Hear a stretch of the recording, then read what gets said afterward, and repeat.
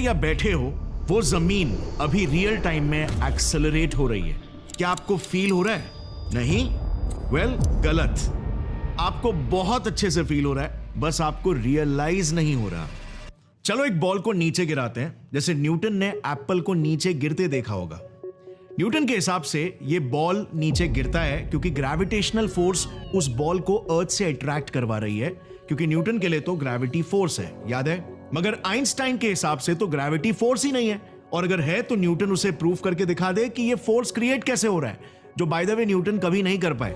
चलो इसे एक एक्सपेरिमेंट की मदद से टेस्ट करते हैं कि ये सही है कि नहीं, एक बॉटल की मदद से। इस बॉटल में मैंने चारों साइड से छेद कर दिया है, जिसमें से पानी अभी नीचे गिर रहा है। बट अगर आइंस्टाइन सही है तो जैसे ही मैं इस बॉटल को ड्रॉप करूंगा, ये इनर्शिया में आ जाएगा, यानी कि वेटलेस और फोर्सलेस हो जाएगा, और पानी का गिरना बंद हो जाना चाहिए। So ready for the test.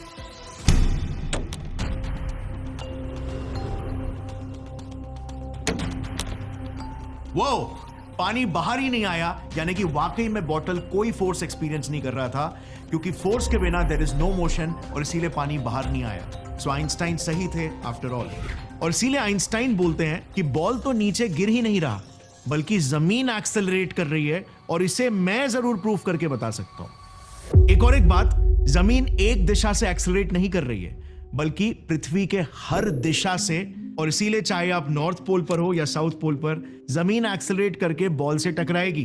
अब ये चीज सोचने में भी कितनी वियर्ड और इवन स्टूपिड भी लगती है, आउटराइट कॉन्स्पिरेसी थियरी लग सकती है, बट ये दुनिया के one of the most genius scientist का एक्सप्लेनेशन है, जिसे एक्सपेरिमेंटली प्रूव भी किया जा चुका है। इसे समझना थोड़ा कॉम्प्लिकेटेड और कंफ्यूजिंग है, बट मैं आज आपको एकदम आसान सिंप्लीफाइड तरीके से बताऊंगा आइंस्टाइन की थियरी के सारे मेजर पहलुओं के साथ। देखो, पहले तो ये सुनने में इतना पेचीदा क्यों लगता है कि बॉल नीचे नहीं बल्कि जमीन एक्सेलरेट कर रही है, क्योंकि हमें बचपन से न्यूटन का एक्सप्लेनेशन ही सिखाया गया है, और इसीलिए न्यूटोनियन एक्सप्लेनेशन हमारे लिए कॉमन सेंस बन चुका है, और न्यू आइडियाज हमें एकदम से गुस्सा दिला देते हैं, क्योंकि हमारा दिमाग उसे झूठ और अनट्रस्टवर्दी परसीव करता है। बट याद रहे, हर वो चीज जो कॉमन सेंस लगती है सच नहीं होती, और इसीलिए तो न्यूटन के लॉज मर्क्यूरी के ऑर्बिट को प्रेडिक्ट करने में बार बार गलत साबित हो रहे थे, यानी कि कुछ तो इनकम्प्लीट जरूर था। सो आइंस्टाइन के लिए जमीन एक्सेलरेट कैसे कर रही है?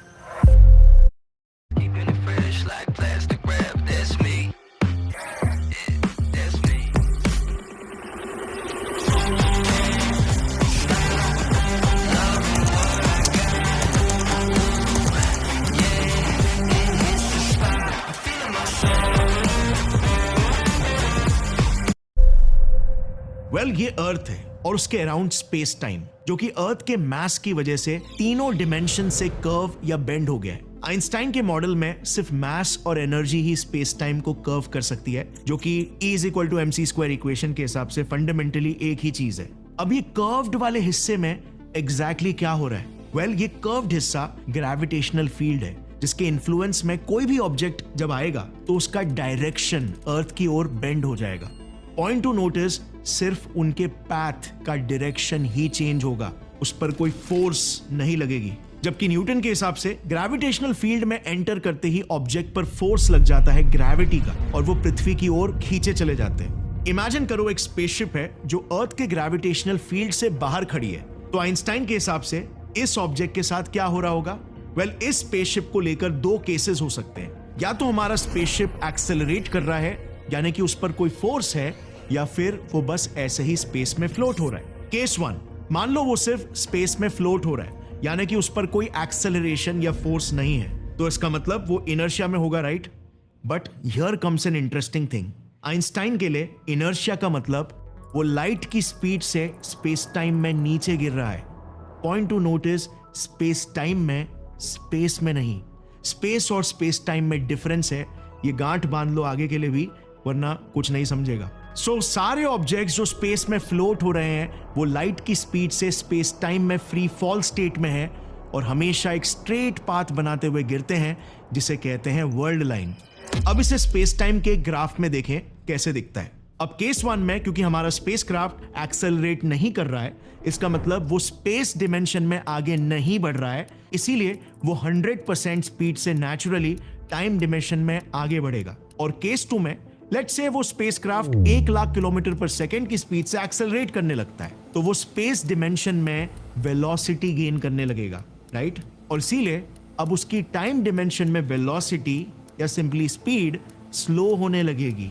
और यहीं से आता है टाइम डायलेशन का कॉन्सेप्ट कि स्पेस डिमेंशन में एक्सेलरेट करने से टाइम स्लो हो जाता है। सो यहां पर पॉइंट टू नोटिस, चाहे जो कुछ भी हो जाए, एक ऑब्जेक्ट की वेलोसिटी या स्पीड कह लो, हमेशा स्पेस और टाइम डिमेंशन में डिस्ट्रीब्यूट हो जाती है, और स्पेस टाइम में वो हमेशा लाइट की स्पीड से ही ट्रैवल करता है।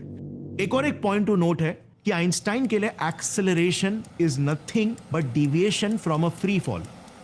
अच्छा, अब सोचा क्या, आइंस्टाइन क्यों बोलते हैं कि हर ऑब्जेक्ट लाइट की स्पीड से स्पेस टाइम में ट्रैवल कर रहा है? क्यों? आंसर कर सकते हो? वेल, ऐसे कॉम्प्लेक्स क्वेश्चंस को आंसर करने के लिए बहुत इंपॉर्टेंट है कि आपकी साइंस के फंडामेंटल्स की अंडरस्टैंडिंग क्लियर हो। ऑफ कोर्स मेरी भी हर वीडियो में मैं टॉपिक के एकदम डेप्थ तक जाकर साइंस को इतना सिंप्लीफाई करने की कोशिश करता हूं कि चाहे कॉमर्स या आर्ट्स बैकग्राउंड का भी बच्चा क्यों नहीं हो, वो भी इन कॉन्सेप्ट्स को इंट्यूटिवली ग्रास्प कर ले। लेकिन अगर आप IIT, JEE या फिर नीट जैसे हाईली कॉम्पिटिटिव एग्जाम्स के लिए प्रिपेयर कर रहे हो, तो इसमें आपको ट्रेन्ड एजुकेटर्स का एक्सपर्ट गाइडेंस भी लगेगा, जिसके लिए अनअकैडमी एक काफी अच्छा प्लेटफॉर्म है, क्योंकि यहां पर देश के टॉप एजुकेटर्स जैसे नीट के लिए सी पहूजा मैम, अनुपम सर, रक्षिता मैम, और IIT के लिए अरविंद कालिया सर, प्रशांत जैन सर, और दी एडवांस ट्रायो स्टूडेंट्स के लिए अलग अलग बैचेस ले रहे हैं। लेकिन बिल्कुल जैसे नेटफ्लिक्स का सब्सक्रिप्शन लेने के बाद आपको हर मूवी के लिए अलग से पैसे नहीं देने होते, बिल्कुल वैसे ही अनअकैडमी पर भी आपको सिर्फ 4,499 रुपीज में इन सारे एजुकेटर्स के हर एक बैच का एक्सेस मिल जाता है, ताकि आप जिस भी टीचर से कंफर्टेबल हो, आप उन्हीं से सीख सकते हो। ये फ्लेक्सिबिलिटी मेरे हिसाब से अनअकैडमी का सबसे अच्छा ऑफर है, स्पेशली एट 4,499 रुपीज, जिसमें भी आपको क्रैश कोर्स और टेस्ट सीरीज के लिए कोई भी एक्स्ट्रा चार्ज नहीं देना होगा। अनअकैडमी ने कई कूल फीचर्स भी लॉन्च किए हैं, जैसे AI for doubt solution and much more. So definitely consider checking out Unacademy's IIT, JEE and NEET subscription. आप मेरा कूपन कोड भी यूज कर सकते हो डिस्काउंट के लिए, बट हाँ, ये ऑफर सिर्फ लिमिटेड टाइम तक ही अवेलेबल है, लिंक डिस्क्रिप्शन में है। और अब वापस से लौट आते हैं हमारे मेन टॉपिक पर। अब सोचा क्या, आइंस्टाइन क्यों बोलते हैं कि हर ऑब्जेक्ट लाइट की स्पीड से स्पेस टाइम में ट्रैवल कर रहा है? वेल, ये प्योरली इक्वेशन से आया है, क्योंकि लाइट की स्पीड ही हमारे यूनिवर्स के फैब्रिक की स्पीड लिमिट है। ये लिटरली पूरे स्पेस टाइम फील्ड की मैक्सिमम स्पीड कैपेसिटी है, बिकॉज लाइट पार्टिकल फोटॉन्स मैसलेस होते हैं, इसीलिए स्पेशल रिलेटिविटी में भी लाइट ही वो स्पेशल एलिमेंट है। अब हम बात करते हैं एक और एक इंटरेस्टिंग और बहुत ही इंपॉर्टेंट फिनोमेनन की। केस 2 पर नजर डालना वापस से।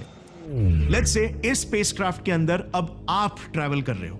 अब ध्यान देना, जब तक आपने स्पेसक्राफ्ट में अपने बूस्टर्स को चालू करके एक्सेलरेशन नहीं दिया, तब तक आप एकदम वेटलेस फील करोगे। एग्रीड? मगर जैसे ही एक्सेलरेशन स्टार्ट हुआ, स्पेसक्राफ्ट की जमीन आपके पांव के नीचे आ जाएगी, आपका ओरिएंटेशन चेंज हो जाएगा और आपको अपना वेट फील होने लगेगा। अब आइंस्टाइन ने यह प्रूफ किया अपने इक्विवेलेंस प्रिंसिपल के जरिए। किसके जरिए? इक्विवेलेंस प्रिंसिपल के जरिए, कि यही वो ग्रेविटी है जो हम हमारे पृथ्वी पर भी एक्सपीरियंस करते हैं। पॉइंट टू नोटिस, सिमिलर नहीं, एग्जैक्टली सेम। अगर वो स्पेसक्राफ्ट एग्जैक्टली 9.8 मीटर्स पर सेकेंड स्क्वायर से एक्सेलरेट करने लगे, तो हमें एग्जैक्टली वैसा ही फील होगा जैसे अर्थ पर होता है। बट इसका मतलब ये तो नहीं हुआ ना कि स्पेसक्राफ्ट में अर्थ जितना पावरफुल ग्रेविटेशनल फील्ड है। ऑब्वियसली नहीं, राइट? तो एक्सेलरेशन हमें ग्रेविटी जैसा फोर्स फील कराता है, बट होता नहीं। और इसीलिए a big point here is, जो ग्रेविटी का फोर्स हम पृथ्वी पर फील करते हैं, वो असल में एक इल्यूजन है, काइंड ऑफ फेक। एक्चुअली में अर्थ एक्सेलरेट हो रहा है, और आज तो इस कॉन्सेप्ट के एकदम जड़ तक जाकर ही इसे समझेंगे कि आखिर कैसे हो रहा है। फेक ग्रेविटी और रियल ग्रेविटी में फर्क क्या है, ये बहुत इंपॉर्टेंट है क्लियर करना। अब वापस आते हैं हमारे पहले वाले एग्जाम्पल में। सो जब एक पासिंग स्पेसक्राफ्ट अर्थ के ग्रेविटेशनल फील्ड में आएगा, तो अब क्या होगा? वेल, उसके सामने एक कर्व्ड पाथ आ जाएगा, जिस वजह से इवन अगर वो स्ट्रेट लाइन में भी ट्रैवल करे, तो वो अर्थ के सेंटर के डायरेक्शन की ओर बेंड करने लगेगा। पॉइंट टू नोटिस, अर्थ उस स्पेसक्राफ्ट पर कोई अट्रैक्शन फोर्स नहीं लगा रहा उस ऑब्जेक्ट को अपनी तरफ खींचने के लिए, बल्कि अर्थ के मास की वजह से स्पेस टाइम में कर्वेचर क्रिएट हो रहा है, जिसमें वो ऑब्जेक्ट खुद अपने फ्री फॉल मोशन में चला जा रहा है। There is no force, just उस ऑब्जेक्ट के मोशन का डायरेक्शन अर्थ की तरफ हो गया है बिकॉज ऑफ कर्वेचर। अब इस पॉइंट पर आकर हम एक बहुत ही इंपॉर्टेंट लेवल पर पहुंचे हैं जिसमें कई लोग मैंने देखा है कंफ्यूज हो जाते हैं। वो है दो चीजों के बीच, नंबर 1 ग्रेविटी का दिखाई देने वाला फेक अट्रैक्शन और नंबर 2 रियल एक्चुअल ग्रेविटी में। देखो आइंस्टाइन के लिए पृथ्वी पर जब हम बॉल को नीचे गिराते हैं तो पृथ्वी उसे 9.8 मीटर्स पर सेकेंड स्क्वायर के एक्सेलरेशन से नीचे नहीं खींच रही, बल्कि एक दूसरा फिनोमेनन टेक ओवर करता है जिसको हम ग्रेविटी समझकर कंफ्यूज हो जाते हैं। और इसीलिए 3 इंपॉर्टेंट एलिमेंट्स के बीच में बारीक डिफरेंस को समझना बहुत इंपॉर्टेंट है। Number 1 curvature, number 2 gravity, number 3 apparent gravitational attraction या फिर फेक ग्रेविटी। न्यूटन के लिए ग्रेविटी और एपेरेंट ग्रेविटेशनल अट्रैक्शन सेम था और इसीलिए न्यूटन ने ग्रेविटी को फोर्स बताया, बट आइंस्टाइन के लिए कर्वेचर और ग्रेविटी सेम है और अपेरेंट ग्रेविटेशनल अट्रैक्शन यानी जो बॉल हमें नीचे जमीन में गिरता दिखता है वो अलग है, वो बस सिर्फ एक इल्यूजन है फोर्स का, फेक है। इसे हमने इक्विवेलेंस प्रिंसिपल के कॉन्सेप्ट से समझा था जो आइंस्टाइन ने 1907 में दिया था। अब ये चीज हमारे अर्थ के कॉन्टेक्स्ट में कैसे फिट बैठती है ये समझते हैं। हम जो पृथ्वी पर वेट फील करते हैं ना, अगर ये अर्थ के एक्सेलरेशन की वजह से है तो अर्थ सारे दिशाओं से एक साथ कैसे एक्सेलरेट कर सकता है, फट क्यों नहीं जाती पृथ्वी? और यहीं पर हम आ जाते हैं कुछ दिमाग घुमाऊ कॉन्सेप्ट्स पर। इसे ध्यान से ग्रैस्प करना क्योंकि इसकी बारीकियों को पकड़ना बहुत इंपॉर्टेंट है। देखो अर्थ के अराउंड जो भी स्पेस है ना वो वॉर्प यानी कर्व हुआ है, वो एक एरिया ऑफ कंप्रेशन है। मतलब अर्थ के मास द्वारा क्रिएटेड वो कर्वेचर यानी gravitational field 4D space time में अर्थ को अपने अंदर ही कोलैप्स करने की कोशिश कर रहा है। जैसे ब्लैक होल्स कैसे अपने ही मास की वजह से अपने ही अंदर कोलैप्स हो जाते हैं।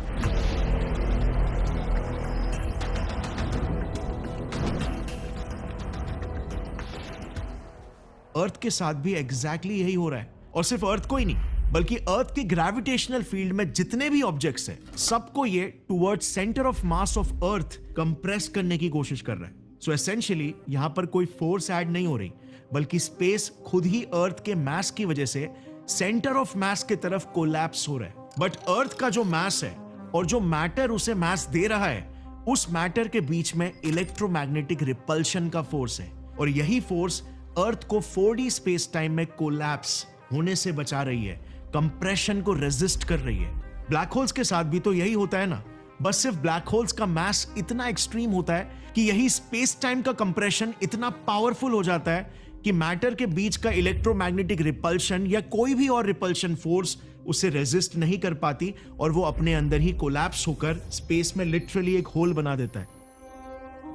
ब्लैक होल बेसिकली वो स्टार है जो खुद को खुद के ही ग्रेविटेशनल कंप्रेशन से नहीं बचा पाया। अब यहां पर एक्सेलरेशन कहां से आता है इसके बारे में बात करते हैं। देखो स्पेस टाइम कर्व्ड है, राइट? कर्वेचर की ज्योमेट्री बहुत ही इंटरेस्टिंग होती है। कर्व्ड सरफेसेस में दो पैरेलल लाइंस आपस में मिल जाते हैं जबकि फ्लैट सरफेस में दो पैरेलल लाइंस कभी नहीं मिलेंगे। सो इससे होता ही है कि इमेजिन करो दो ऑब्जेक्ट्स स्पेस से नीचे गिर रहे हैं, एक नॉर्थ पोल से और एक साउथ पोल से। अब उनके गिरने का क्या पैथ होगा?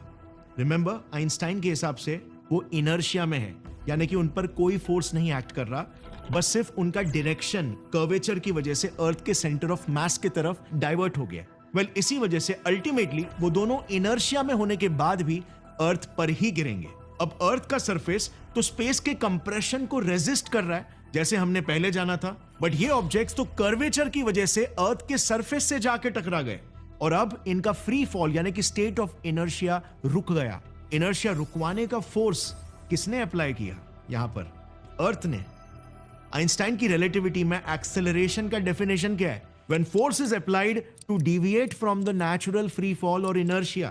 और इसी वजह से हमारे पर्सपेक्टिव से हम तो फ्री फॉल में हैं यानी कि इनर्शिया में, बट अर्थ एक्सेलरेट होकर हमसे टकरा रहा है। अब अगर एकदम ऑब्जेक्टिवली देखें न्यूट्रल पर्सपेक्टिव से तो स्पेस टाइम अर्थ के सेंटर ऑफ मास की तरफ कंप्रेस होना चाह रहा है और इसीलिए इस कंप्रेस होते स्पेस टाइम के साथ हमारा फ्री फॉल मोशन भी अर्थ के सेंटर ऑफ मास की दिशा की ओर जाना चाहता है, बट अर्थ का सरफेस हमें सेंटर की ओर जाने से रोक रहा है। हमारे और इनवर्ड्स कंप्रेसिंग स्पेस के रिलेटिवली आउटवर्ड्स एक्सेलरेट कर रहा है और इसीलिए अगर आप एक एक्सेलरेशन मापने वाला एक्सेलरोमीटर लोगे और जमीन पर लगा दोगे तो ये प्रूफ है कि जमीन वाकई में एक्सेलरेट कर रही है 9.8 मीटर्स पर सेकेंड स्क्वायर की गति से। सो ये था अपेरेंट ग्रेविटेशनल अट्रैक्शन, जो कि फेक ग्रेविटी है, जिसे हम मिस्टेकनली फोर्स ऑफ ग्रेविटी समझते हैं, बट ये लिंक्ड है इक्विवेलेंस प्रिंसिपल के साथ। एक्सेलरेशन ग्रेविटी का एक इल्यूजन क्रिएट करता है। अब समझते हैं रियल ग्रेविटी क्या होती है, रियल एक्चुअल ग्रेविटी। देखो, आइंस्टाइन के लिए रियल ग्रेविटी कर्वेचर है, और कर्व्ड सर्फेसेस में पैरेलल लाइंस या तो आपस में मिलेंगे या फिर एक दूसरे से डाइवर्ज होंगे, हमेशा पैरेलल नहीं रहेंगे। So let me ask you now, अगर मैं एक बॉल को 5 फीट से गिराता हूं, दूसरे बॉल को 10 फीट से और तीसरे बॉल को 15 फीट से गिराता हूं, तो इनके डिफरेंस रेट में एक्चुअल ग्रेविटी का कितना रोल है? वेल, ना के बराबर। और यही है दिमाग चकराने वाली बात, जो हजम करना बहुत मुश्किल है। चलो थोड़ा सा इंट्यूटिवली समझते हैं। जब मैं 5, 10 और 15 फीट से बॉल्स को फेंकता हूं, तो देखते हैं स्पेस टाइम में इसका मोशन कैसे होता है, एक ग्राफ के साथ। सो स्पेस टाइम में ये नेचुरली ऐसे कर्व्ड पैथ्स के थ्रू नीचे गिरेंगे अलग अलग सेकंड्स के बाद। बट नजर डालना, इनके कर्व्ड पैथ्स एक दूसरे से पैरेलल ही है, मतलब इनके गिरने के कर्व्ड पैथ यानी जियोडेसिक्स में एक्चुअल ग्रेविटी, कर्वेचर वाली रियल ग्रेविटी है ही नहीं।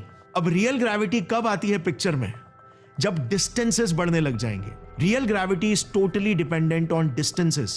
सो इमेजिन करो, अब आप 1 मिलियन, 10 मिलियन और 100 मिलियन फीट ऊपर से बॉल को फेंकते हो। अब जो इनका मोशन होगा ना थ्रू स्पेस टाइम, इनके पैथ्स में अब आपको डिविएशंस मिलेंगे स्पेस टाइम के कर्वेचर की वजह से। इनके पैथ्स अब पैरेलल नहीं रहेंगे, और ये है रियल ग्रेविटी, जो कर्वेचर की वजह से लॉन्ग डिस्टेंसेस में पैथ्स में डिविएशन क्रिएट कर रही है। जैसे जैसे एक ऑब्जेक्ट स्पेस टाइम कर्वेचर में ज्यादा डिस्टेंस ट्रैवल करेगा, उतनी ज्यादा वो एक्चुअल ग्रेविटी को एक्सपीरियंस करेगा। सो यस, अगर आप एक बॉल को 10 मिलियन फीट ऊपर से नीचे गिरा रहे हो, तो यस, एक्चुअल ग्रेविटी का काफी बड़ा रोल होगा। पर जमीन पर आप जो पुशअप्स मार रहे हो, तो आप अपेरेंट ग्रेविटेशनल एक्सेलरेशन देख रहे हो, जो सिर्फ ग्रेविटेशनल फील्ड में होने और अर्थ के एक्सेलरेशन की वजह से क्रिएट हो रहा है, बट उसमें ग्रेविटी के कर्वेचर के मैथमेटिक्स ऐड नहीं हुए होंगे। की पॉइंट टू नोट इज, सिर्फ ग्रेविटेशनल फील्ड में होना मतलब रियल ग्रेविटी एक्सपीरियंस करना नहीं होता। और यहीं पर आइंस्टाइन का मॉडल न्यूटन से अलग हो जाता है। शॉर्ट डिस्टेंसेस में ग्रेविटी एग्जैक्टली वैसे ही एक्ट करती है जैसे न्यूटन ने प्रेडिक्ट किया था, एक स्ट्रेट अट्रैक्टिव फोर्स की तरह। बट लॉन्ग डिस्टेंसेस में कर्वेचर की वजह से रियल ग्रेविटी के मैथमेटिक्स ऐड हो जाएंगे, और एक्यूरेटली और प्रिसाइसली ऑब्जेक्ट के पैथ्स को डिस्क्राइब करने के लिए। न्यूटन का ग्रेविटी का कॉन्सेप्ट एक स्मार्ट अप्रोक्सीमेशन था, जबकि आइंस्टाइन का एक्सट्रीमली प्रिसाइस। सो या, हम अर्थ के ग्रेविटेशनल फील्ड में होने के बावजूद भी उसके कर्वेचर से ज्यादा इफेक्ट नहीं हो रहे, जस्ट बिकॉज डिस्टेंस कम है। This is mind blowing, right? Einstein का ग्रेविटी का कॉन्सेप्ट कितना सिंपल येट कंफ्यूजिंग है। बट आई होप आपको न्यूटन और आइंस्टाइन के मॉडल में डिफरेंसेस का भी पता चल गया होगा। सो फाइनली, कौन ज्यादा बड़ा जीनियस है, न्यूटन या फिर आइंस्टाइन? सो देखो गाइस, न्यूटन ने हमें जमीन पर चलना सिखाया, तो आइंस्टाइन ने हमें एहसास दिलाया कि जमीन ही दौड़ रही है। एक ने सवाल पूछा, what pulls the apple down, तो दूसरे ने प्रश्न किया, what bends the space around. एक ने ब्रह्मांड को एक ब्यूटीफुल सिंक्रोनाइज क्लॉक की तरह देखा, तो दूसरे ने स्ट्रेचेबल फैब्रिक की तरह जो खुद के ही वजन में दब रही है। एक ने हमें गेम खेलना सिखाया, तो एक ने हमें गेम के सारे चीट कोड्स बता दिए। बट असली गेम अभी तक चालू है, और हो सकता है अगला खिलाड़ी आप में से ही कोई हो जो इस वीडियो को